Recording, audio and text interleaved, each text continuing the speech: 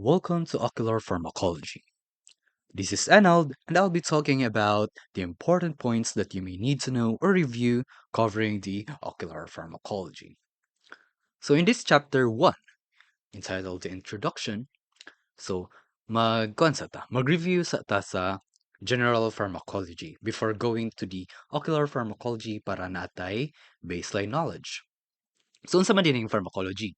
Mo ni siya ang branch of medicine concerned with the uses, effects, and mode of action of drugs. Mode of action meaning the anatomical and the functional changes that a drug may induce, di ba?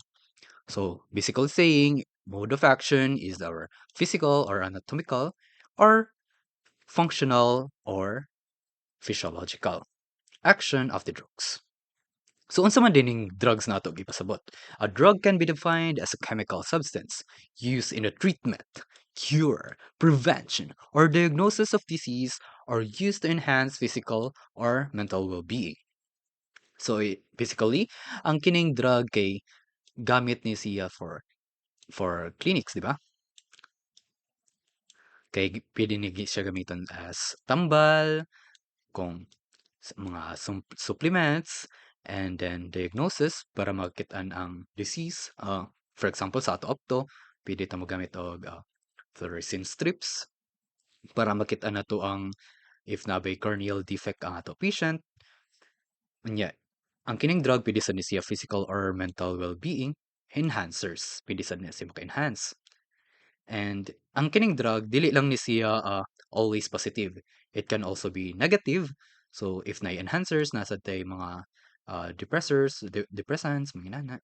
So, a drug is a very broad term. Uh, it has many classifications, which will be not, I will not be focusing on because I will be focusing on the two main branches of pharmacology, which are the pharmacokinetics and pharmacodynamics. So let's differentiate these two terms. So pharmacokinetics, so kinetics meaning movement. So ang kining pharmacokinetics nag-concern ni siya sa cycle of the drug through the body. So it includes the ADME or the absorption, distribution, metabolism, and excretion, wherein the metabolism and excretion belongs to the elimination phase of the drug. So it is basically the what the body does to the drug. So unsay buhaton sa ato lawas adto sa drug. Kung unsaon ba na niya, bunalon ba na niyang drug, may nana. Iya ba na iya ba na i-change ang structure sa drug, may nana. So unsay buhaton, unsay reaction aning body sa ato drug. So ang opposite ani what the body does to the drug is the what the drug does to the body. So ang kining what the drug does to the body is unsay epekto aning droga once it is distributed or metabolized by the body. So once na naka-enter na siya, if na-distribute na siya, kung unsay epekto, unsa jay purpose aning drug.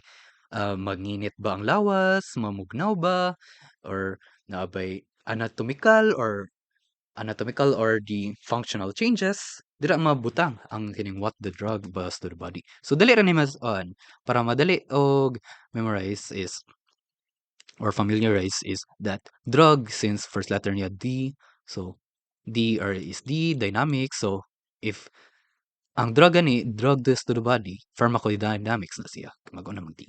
Okay? So, pharmacodynamics refers to the biological activity and clinical effects of the drugs. So, biological, so mga functional changes maka or anatomical. Okay? So, it is the drug action after pharmacokinetics has been distributed the active agent to the therapeutic site. Okay, kung asa ang target site, di ba? Okay, so pharmacodynamics happens after the pharmacodynamics has been distributed, or in some cases, uh, after it is metabolized. For example, we have the prodrugs. Prodrugs, kay muna siya ang mga drugs na dila pa mo-activate once na ma-metabolize. Mga dormants, di ba? Mga inactive pa. Dila pa mo-active once ma-metabolize. So, magdig deeper sa tag-una aning pharmacodynamics later na ni or sa kuan sa ni ah, ah, in another video lang ng pharmacodynamics. So again, we have the phases of pharmacokinetics which are the ADME.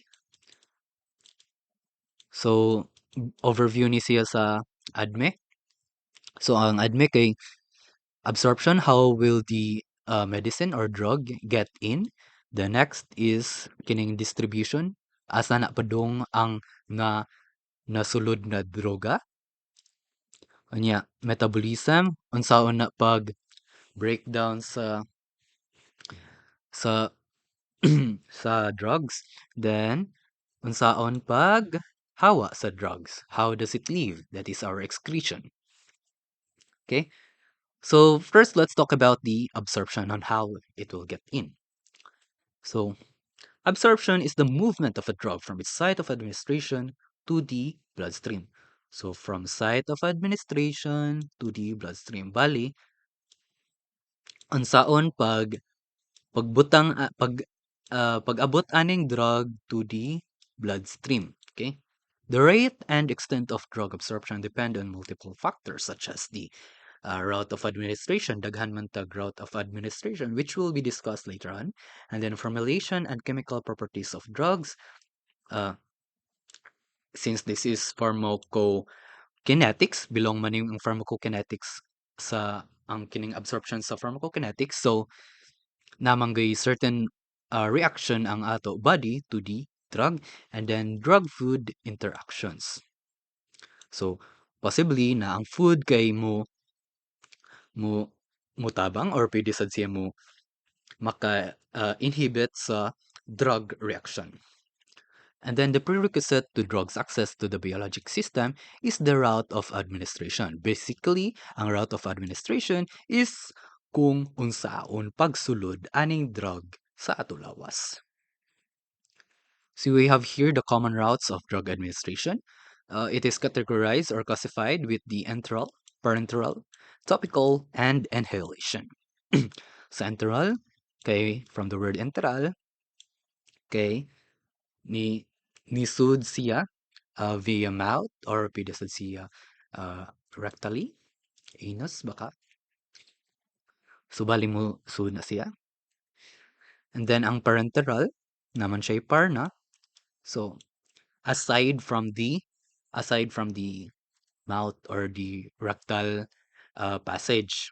And then topical, sa ibabaw lang, niya, inhalation. So, ang ato ni siya i-tagsa-tagsa og discuss. First is, ngari sa ta magsugod sa enteral. So, sa enteral natay per oral, sublingual, buccal, and then rectal. Okay, so, maklaro naman sad siya sa, masabtan naman sad siya. Okay, based from the pictures pa lang, maklaro naman. But what I want to discuss is the difference between the word per oral and the oral. Ang kining oral is a much broader term compared to the per oral because oral pertains to have something to do with the mouth, wherein ang kining per oral is more on ni-focus siya sa i-emphasize ang term nga swallowing. So, ang per oral is swallowing of the drug, wherein ang kining sublingual kay ubos siya sa dila from the word sublingual, sub meaning ubos, nya lingual is dila. Nya buccal is na siya sa buccal cavity. So dire na siya sa kilid isuksok ang drug. And then we have the rectal. Okay? So before we will proceed with the parenteral, let's differentiate the enteral and parenteral. So the difference between parenteral and enteral routes of administration is that parenteral route completely bypasses the digestive system, eliminating the effects of first pass metabolism. In contrast, enteral routes use the digestive system, including the mouth, stomach, small intestine, and anus. But not entirely everything sa enteral kay naay first pass metabolism. Because as you can see here, Okay? If per oral and rectal, naa siya makaagi siya sa ato, makaagi siya sa digestive system. Okay? Makasudra siya. Chung, nya, chung. Okay? So, naa siya'y first pass ang kining per oral o rectal. However, ang kining sublingual o buccal, since ipa-dissolve raman niya ang drug ngara sa site kung asa siya gibutang, ngari,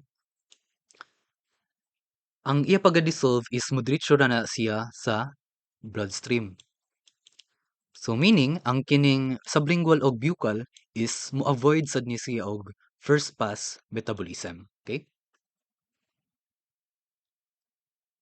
Okay, so magkuha na ta. Discuss na ta about the parenteral, which is the second for the routes of administration. So par meaning beyond and enteral meaning intestine. Okay? So the term parenteral administration implies the route through which the drug directly reaches the body fluids. So sa body fluids na siya. Drug is neither invaded nor destroyed by digestive enzymes. And then we have the term, important din siya na term, bioavailability, subcategory of absorption, and is the fraction or rate of administered drugs that reaches the systemic circulation. So again, ang absorption is defined as the drug to the bloodstream, di ba? So for example, natay drug nga rin. Unya mo na siya ang ato bloodstream. Nag-intake tawag drug, unya na siya sa digestive system. Baka digestive, okay? Ang ato 100 milligrams nga rin na drugs, if pag adto na niya sa sa systemic circulation is moabot na lang siya og 70 milligrams.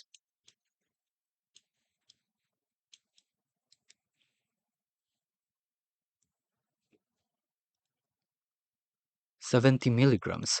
Because, nganong na 70 milligrams man din eh? Tungod kay na siya'y first pass effect, di ba? First pass effect. Sa kuha ni siya, sa enteral ni siya na kuha na. Okay? Nagka first pass effect na siya.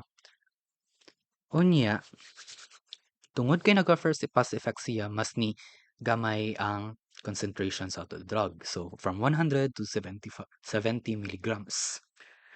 So, para makalculate ni nato ang bioavailability, is ato na siya i-divide ra. 70 divided by 100. 70 is ang napunta sa circulation, and yung 100 is ang original. Okay? So, 70 over 100 is 0.7. So, we'll have to multiply this by 100 para mahimo siyang percent. So, we'll have a bioavailability of 70%. Okay? So, we have here the angles of injection. We have the intradermal, intravenous, subcutaneous, and the intramuscular. So sa intradermal, 10 to 15 degrees, intravenous is 25 degrees, subcutaneous is 45 degrees, and 90 degrees ang intramuscular. So I want to apply the bioavailability here in the uh, parenteral, okay? So for example, ang sa intradermal is nagbutang taog drugs nga rin na 100 milligrams lang gihapon para sa lang i-compute. 100 milligrams na siya nga rin. Okay?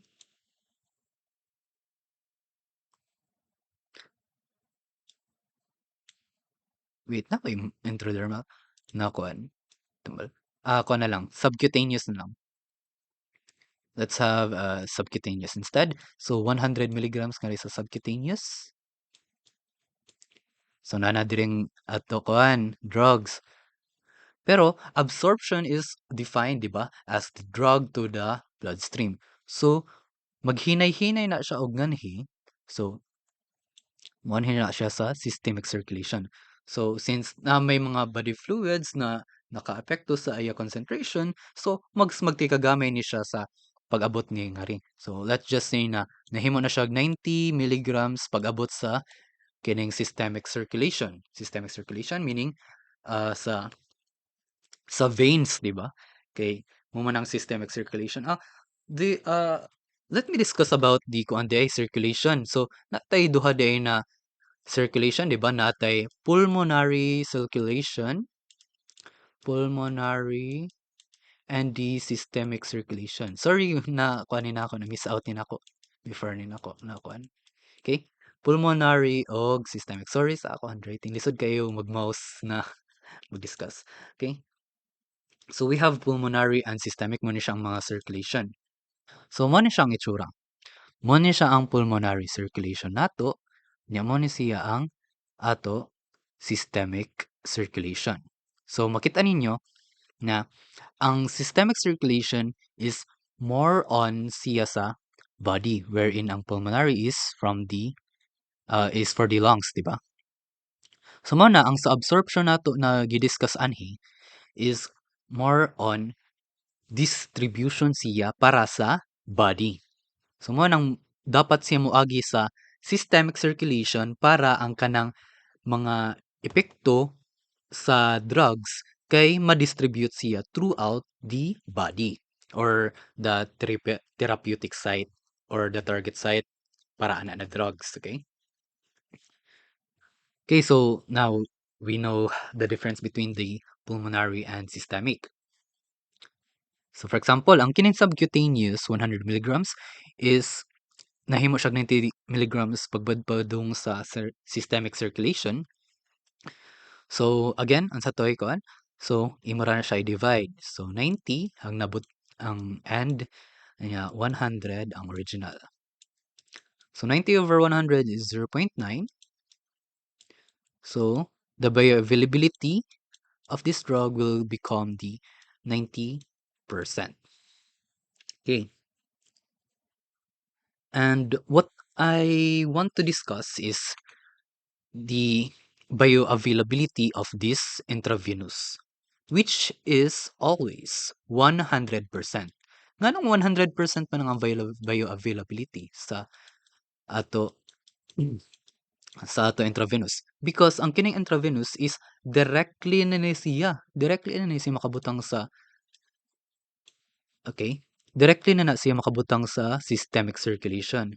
Meaning, ang intravenous nice kay ni siya na route of administration because diretso na siya sa pagka-distribute. Bioavailability 100%. Okay, so let's discuss one by one the parenteral. So intradermal again is between the layers of the skin. So for example, ani is ang skin test. Okay, then we have the parenteral for the intravenous classification. It is directly into a vein. We have a PDCA duha.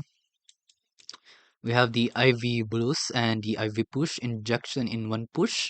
Okay, one push lang na.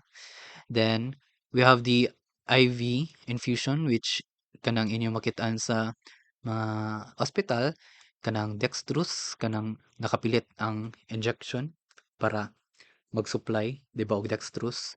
So pwede na siya intravenous, pwede siya IV bolus or IV push, o pwede sad siya IV infusion. Okay? Then we have the subcutaneous classification.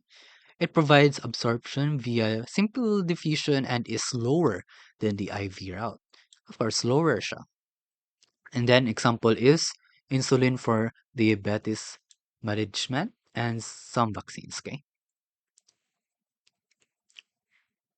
Okay, next is we have the intramuscular. So it is a direct injection of drug into skin muscles by syringe. For example, the deltoid, kining sa my shoulders, and then gluteus maximus or ang ato lubot. So it is absorbed rapidly more so to the subcutaneous, mas paspas gyapon ni siya sa subcutaneous, or in specialized depot preparation, specialized depot, which are absorbed slowly. So mas slowly, basta depot preparation siya. Okay, we have other classification for parenteral. We have the intraperitoneal. So the peritoneum offers a large absorbing surface area from which drugs enter circulation rapidly, primarily by way of portal vein. So hence first pass effect not avoided. So ang intraperitoneal man kay naman siya dool sa may gastrointestinal tract, so or the GIT. So maka first pass effect gihapon ni siya. So it is commonly used in laboratory animals such as kidney. Then we have the intrathecal, which are the directly into drug is directly injected into the cerebrospinal fluid or the CSF for uptake to brain. So for example is our spinal anesthesia. Okay. Okay, let's proceed with the third route of administration, which is our topical. So epidermic, so sa skin lang siya, topical sa skin. Instillation, it it pertains to kuan kanang mga fluid instill bali magbutang. Then for example ani is ang kining eye drops, installation na siya. Nya irrigation, kanang panlimpyo, di ba? Panlimpyo. Pwede ta mo gamit sa kuan kanang di ba mo gamit ng tag term na irrigate sa opto kanang kung maglimpyo ta sa kanang fluorescent dye mo na siya irrigation, pwede na siya may example. Ya kaning sa example ani kay gi limpyuhan niya iya kuan. Iya iya kuan mucus or kanang sa may ilang dapita. Then let's proceed to the fourth route of administration. We have the inhalation. Okay? Ano siya? Basta anything na uh, have something to do with the lungs and the nose. So inhalation na siya. Okay? Nebulization, nebulizer. Wala. Okay. Okay. So again, we have the routes of drug administration. Enteral, which is composed of the peroral, sublingual, buccal, rectal. For the parenteral, we have the intramuscular, okay, kabalo na mo, topical, and inhalation. Okay. So, kabalo na ta sa routes of administration, okay? So let's tackle more on the the opto na side, okay? So sa topical ophthalmic, topical ophthalmic, ano siya kanang routes of administration gihapon ni siya. So in topical ophthalmic, medication applied directly to the surface of the eye. So for example, eye drops, gels, and ointments. So ang pinaka-recommended jud is ang eye drops sa ato pag-opto. Because ang kining mga gels and ointments man good kay na sila'y pagka lipid-like, di ba? So murag maglisod og absorb, mas maglisod og absorb ang sa mata dapita if mogamit ta og gels and ointments. Mo nang mas preferred jud ang eye drops which is uh, a water, di ba? Water substance, you know? And classification is topical, okay? So let's talk about the 5 DPAs authorized for use by optometrists in the Philippines under RA 8050. So you have the phenylephrine, 2.5%, tropicamide, 0.5%, proparacaine, 0.5%, and then we have the oxybuprocaine, hydrochloride, 0.5%, or uh, it is also known as the binoxinate,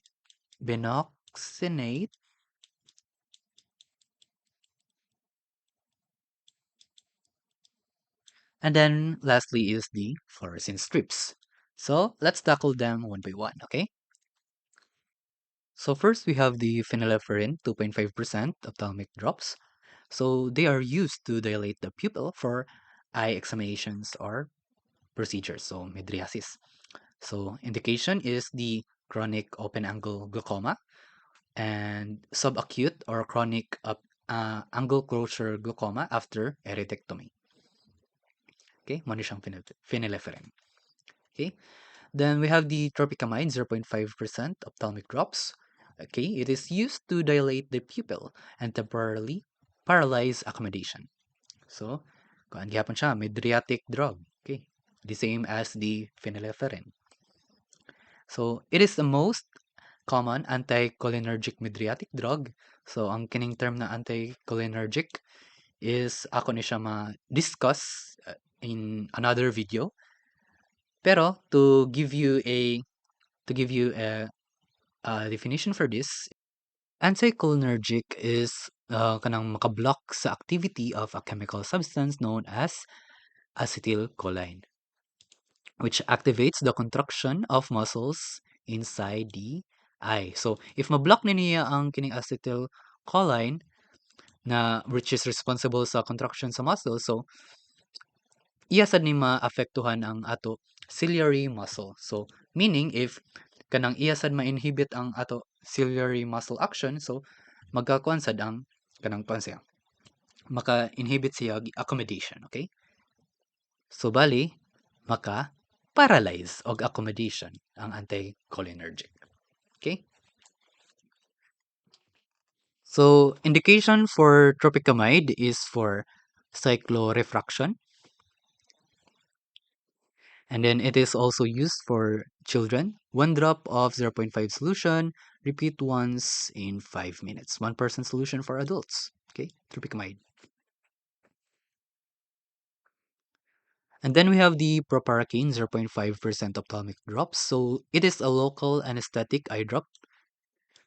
So para pang paralyze. So indication is corneal anesthesia of short duration. For example, tonometry, gonioscopy, removal of foreign bodies. So anything that has to do with an invasive procedure. So nice ni ang kining proparacaine for clinical practice, okay? And then we have the oxybuprocaine hydrochloride or binoxenate, 0.5% ophthalmic drops. So aka binoxenate, okay? So it is a local anesthetic, reversibly blocks the propagation and conduction of nerve impulses along nerve axons. So, yeah, indication is, oh my God. So, kung ano siya, 0.4% ni siya di ay. Okay? Wala man ko nasipyat sa taas, no? Okay, wala ra. So again, ang mga ophthalmic drops is phenylephrine is 2.5%, tropicamide 0.5%, proparacaine 0.5%, oxybuprocaine hydrochloride is 0.5%. Mo ni siyang mga concentration na approved sa under RA 8050. Okay? And then lastly is fluorescein strips. It is a diagnostic contrast agent particularly used in various ophthalmic procedures such as checking any corneal or vessel abnormalities. Under unsa na filter, we have the cobalt blue filter. Makakita aning sa fluorescein strips. Okay? Cobalt blue.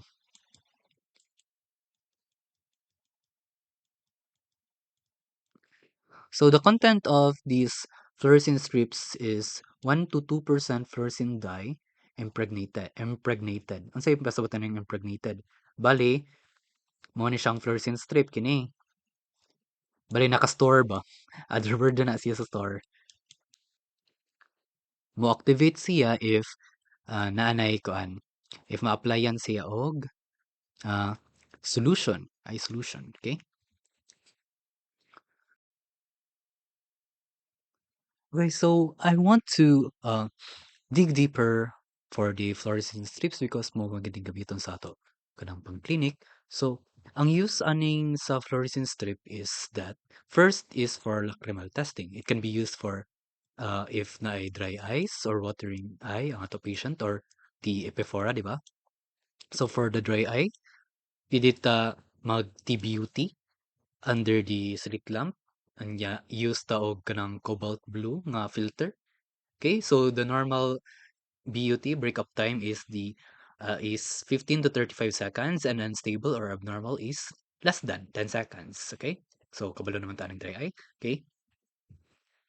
So for the epiphora, we have the FDDT test or the fluorescein dye disappearance test and then the Jones dye test. Okay?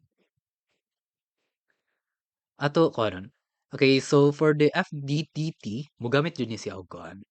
Kanang mogamit jud ni siya og fluorescent strips. So imo ra siya i-applyan nga ri og fluorescent strips sa both eyes niya para ma-compare man na nimo. Okay? But nga nimo nga rig fluorescent.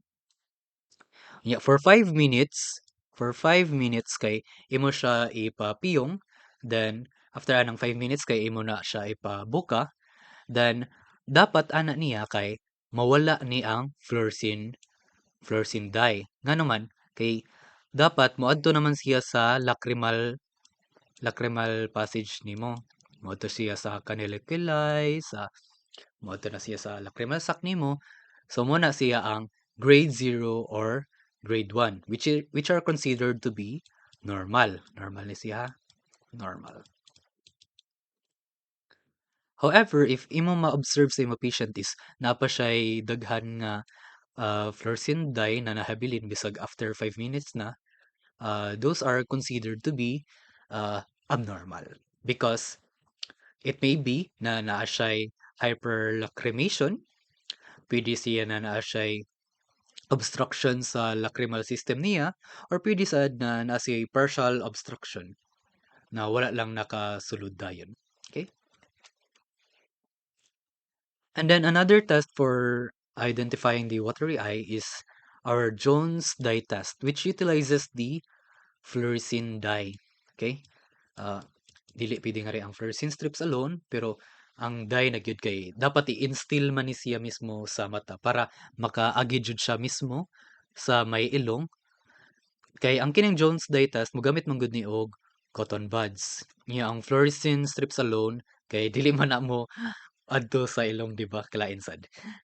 So sa Jones dye test kay made nani siya divided ni into Jones dye test 1 or the primary Jones dye test and then the secondary Jones dye test or the Jones dye test 2. Okay. So normally ang positive na Jones dye test ang normal. Normal dyan niya siya. Dapat na ay fluorescein dye after 5 minutes. 5 minutes sud ni ang Jones dye test na to. Okay? Nya nay if walay fluorescent dye mabutang ra sa cotton buds, pasabutan na is negative. So, it may be na naa siya'y hyperlacrimation, pwede siya na obstruction sa lacrimal system niya, or sa mechanism niya, or sa nasa partial obstruction. Para ma-determine unsa jud ang cause ana, maka-proceed ni ang kining if na kay Jones dye test na negative, maka-proceed ka aning Jones dye test 2. If positive ang imo test 1, no need na mo anhi sa test 2, okay? Kay pasabot man na okay ra iya lacrimal system. So okay, nahibawan na nimo ng patient na siya negative na Jones dye test 1. So sa ni-proceed na ka sa test 2. So if sa sa kining Jones dye test 2, ang difference ani niya sa test 1 kay nigamit na ni siya syringe. Kita syringe, okay? Syringe. Okay. So nigamit na siya syringe, mura ng difference niya. So if naanay fluorescein dye nga ri sa cotton buds, pasabot ra ana is naa siya'y partial blockage sa iya lacrimal system. So possibly na ang iya caniliculi kini is naka-partial block lang mo nang walay nag-negative ang test 1 niya kanina. Okay? However, if negative naman ang iya test 2, wala gihapoy fluorescein dye na nabutang, pasabot ana is na something wrong ang iya lacrimal system. Na-jud siya complete blockage, okay? So again, sa Jones dye test is mag-instill lang ka og fluorescein dye, whereas sa Jones dye test 2 naman is nigamit na og syringe with the fluorescent dye, okay? Fluorescent dye, okay?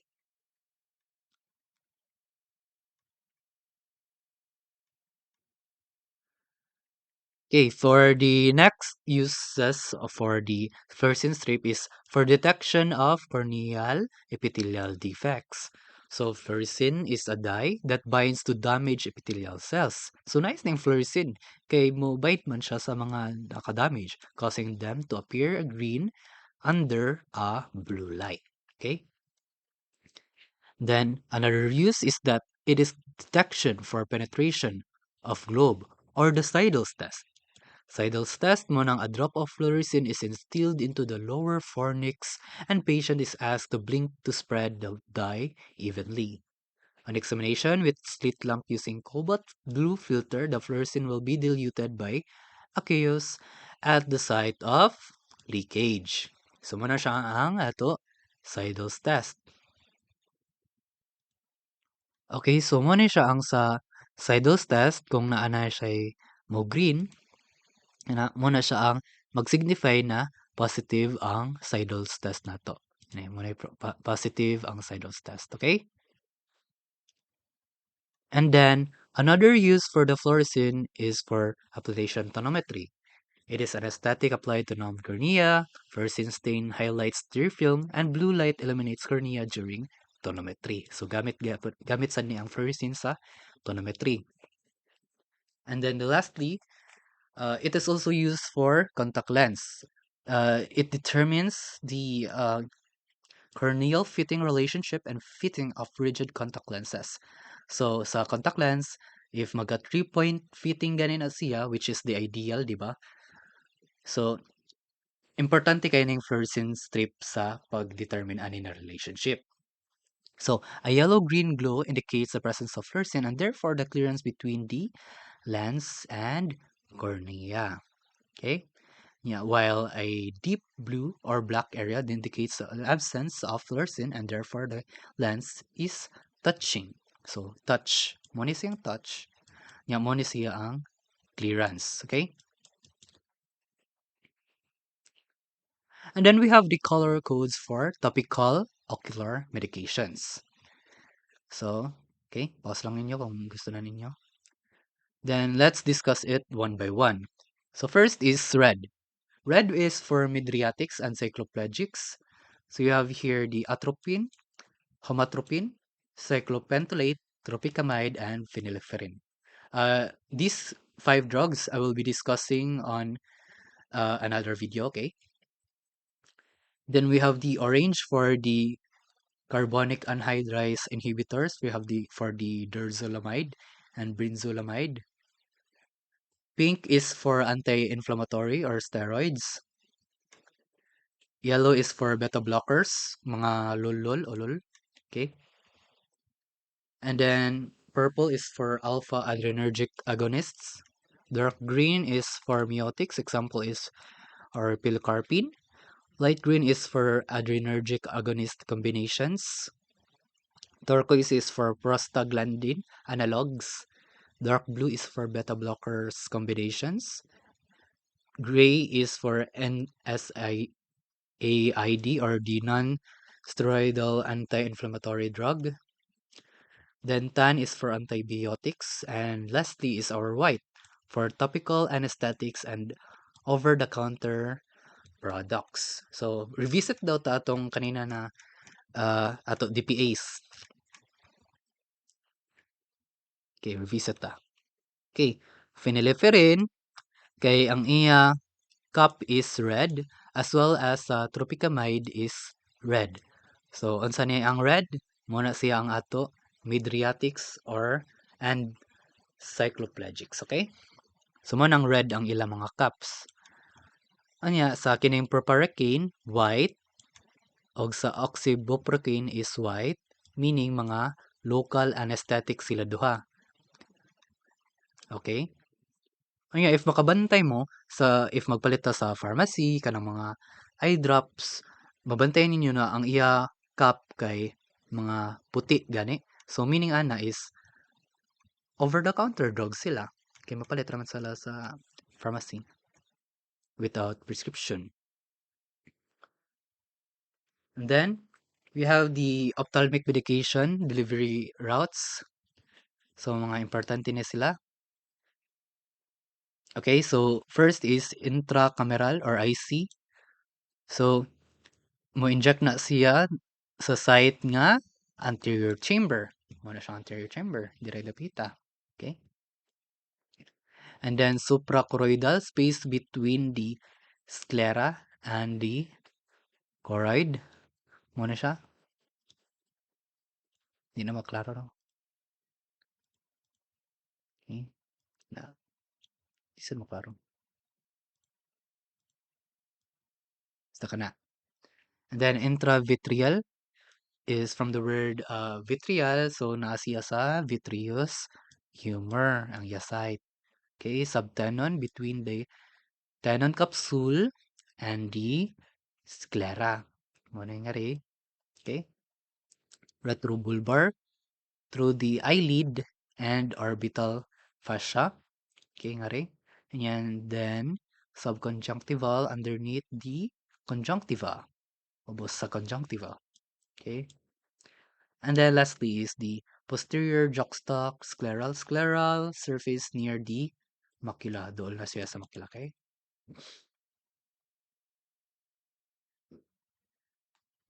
So, 'di ba naman tayo routes of administration kanina na atong enteral, parenteral. So, this is the routes of drug administration, ocularly speaking, okay?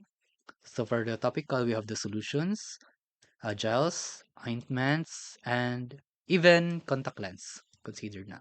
Labi ng mga ortho-K, okay? And then, we have the periocular, we have the subconjunctival, subtenon, peri peribulbar, and retrobulbar. Okay?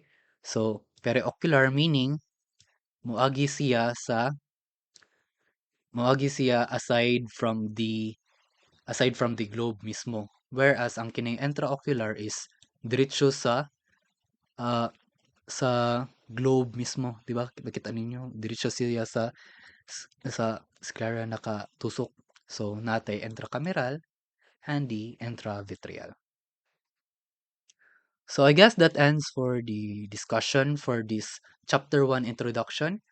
So the references are provided in the link in the description, and as well as practice exam is also provided in the description.